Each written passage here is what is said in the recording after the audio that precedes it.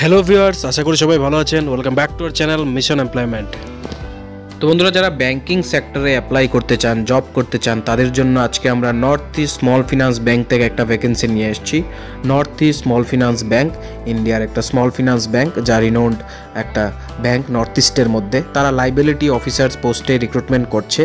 লাইবিলিটির মধ্যে বন্ধুরা savings account, current account, FD, RD, LI ব্যাংকের সব প্রোডাক্ট আসে, যেগুলি কাস্টমারদের কাছে প্রেজেন্ট করতে লাগে, সার্ভিস দিতে লাগে।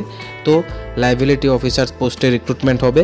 কোনো ধরনের যাদের অভিজ্ঞতা নেই তারাও এখানে আবেদন করতে পারবেন, এবং যাদের 3 বছর পর্যন্ত অভিজ্ঞতা আছে তারাও এখানে অ্যাপ্লাই করতে পারবেন।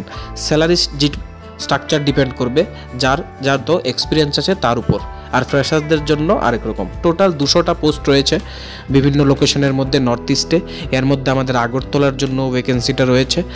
এবার দেখে নেব কিভাবে আপনারা আবেদন করবেন।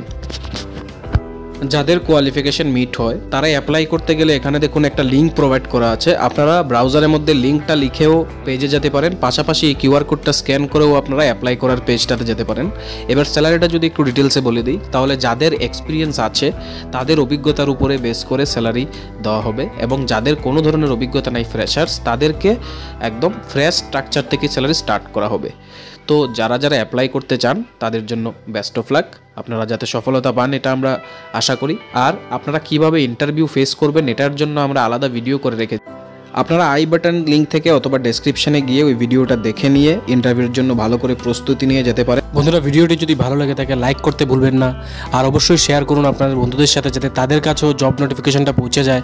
আর এমন ধরনের সরকারি এবং বেসরকারি জবের নোটিফিকেশন আপনার কাছে যাতে আমরা পৌঁছে দিতে পারি, আমাদের ইউটিউব চ্যানেলটিকে অবশ্যই সাবস্ক্রাইব করে বেল আইকনটিকে প্রেস করে রাখুন। ধন্যবাদ।